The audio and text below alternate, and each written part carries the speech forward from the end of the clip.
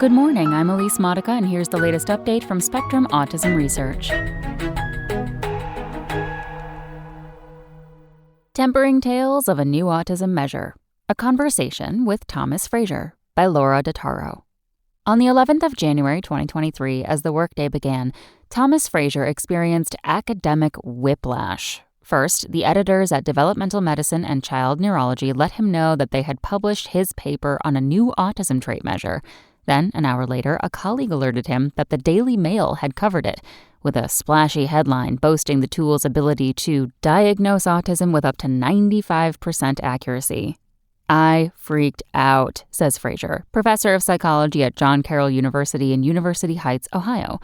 According to Frazier, the data behind the new measure, the Autism Symptom Dimensions Questionnaire, or ASDQ, are far too preliminary to justify its clinical use absent the addition of other validated measures. For the paper, Frazier and his colleagues used the survey platform Prolific to ask the parents of 1,467 children, including 104 who said they had an autistic child, to complete the ASDQ, along with validated measures of social behaviors, behavioral problems, and daily living and executive functioning skills. ASDQ scores correlated with parent-reported autism diagnoses and, to a lesser extent, scores on the other questionnaires, the researchers found.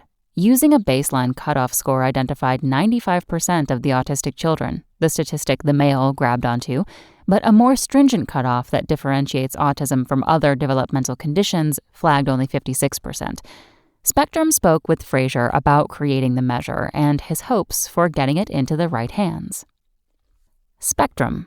What concerned you about the Daily Mail article? Thomas Frazier. Well, the headline, touting the 95% statistic, that was an exploratory analysis that I was asked to do by a reviewer that we put into the paper with lots of caveats to say, hey, we're just developing this measure, we're looking at the psychometrics. To pick up on that little piece is just very annoying. Focus on the fact that we're trying to build a good measure, but I know that doesn't get clicks. The other thing about it is that they published the measure in the story, which is counterproductive. How so? Well, it's open source so that people who know how to use measures and questionnaires can use it, but it's not necessarily for everybody. Really, what we want is for professionals to use it. We're trying to build an open source measure that researchers can use without cost so that they can do research at scale and not have to pay for commercial measures. I don't like the fact that we have to pay so much money for our current measures. Some people will say, well, the measure is only $2. Well, yeah, it's only $2 for each patient. But if you see 1,000 patients for a research study, now that's $2,000 of your budget that just went to a parent report autism trait measure. Can you tell me how this work started? We first developed a 33-item parent report questionnaire of autism traits. The Diagnostic and Statistical Manual 5, or DSM-5, had only been out for a few years at that point, and there weren't any DSM-5 specific autism questionnaires that were widely disseminated and had really good psychometrics.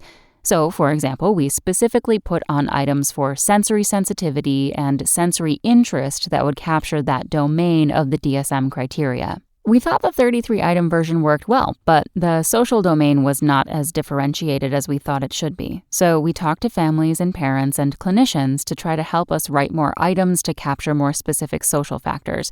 And then we also wrote a few more repetitive behavior items, which got us up to the 39-item version we just published. Why did you go with this online survey approach with so many neurotypical children in the sample rather than using a sample of children who have confirmed diagnoses in more structured age groups? We know through Spark and the Interactive Autism Network, for example, that when parents say, my kid has an autism diagnosis, it turns out they're right a lot of the time. So we felt comfortable we'd get the sample we needed to see if the 39-item version is promising and useful. We've been really impressed with how we could get a large sample quickly with Prolific and how we can get a fair number of parents saying that their kid has some developmental disability, including autism. How quick?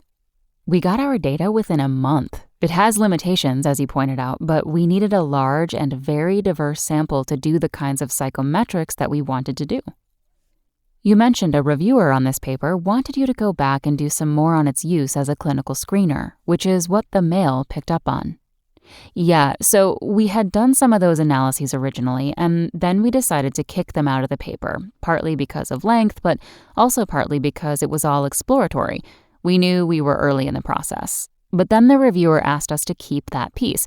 A lot of that journal's readers are clinicians, and they are going to be very interested in whether this measure is useful for screening. So I know why the reviewers wanted us to keep it, but it was frustrating from our end because it's the least important part of the paper. You weren't there yet. We weren't trying to say with this paper, oh, you should immediately implement this for screening and identification. That wasn't our goal.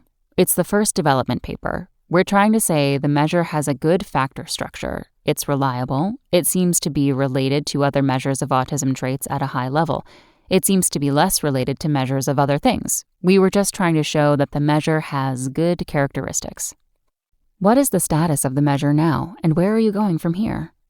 We're offering it on Open Science Framework, and we're collecting data from a clinical sample. In 1 to 3 months, we'll have a good sample size there too. How would you see this fitting into the existing library of measures? Is it an add-on, or will it replace certain things? Let me put it this way. I think it's going to become a good option for situations in which people are starting data collection and want a good measure that maps onto the DSM-5 and has good psychometric characteristics, meaning a lot of differentiation of trait types. And they need something low cost or free. To my knowledge, there's nothing that's open source and linked to DSM-5 and modern understandings of autism trait dimensions. I think this is going to fill that niche. That's all for today. Check back on Wednesday for more content from Spectrum Autism Research, or go to spectrumnews.org.